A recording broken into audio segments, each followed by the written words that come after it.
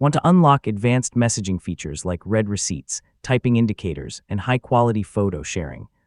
In this tutorial, I'll show you how to enable RCS in Google Messages step by step. We'll also cover what to do if RCS doesn't activate, so you can start using chat features without any confusion. Before enabling RCS, make sure Google Messages is installed on your Android phone and updated to the latest version. Using the newest version helps ensure you have access to the latest chat features and improvements. Next, set Google Messages as your default SMS and messaging app if it isn't already. RCS features work through Google Messages, so this step is required before chat features can be activated. Now open Google Messages and tap your profile picture in the upper corner. Go to Messages settings, then RCS chats or chat features, depending on your device. Turn on the option to enable RCS messaging. After enabling RCS, Google Messages may verify your phone number.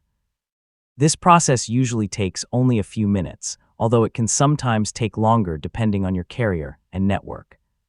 Once verification is complete, return to the RCS settings page and look for a connected status.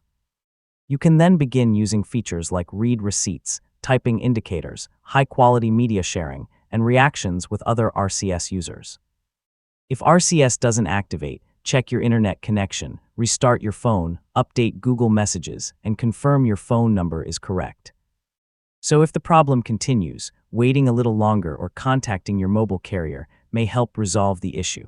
And that's how to enable RCS in Google Messages. Once chat features are active, you'll enjoy a more modern messaging experience with faster, richer conversations.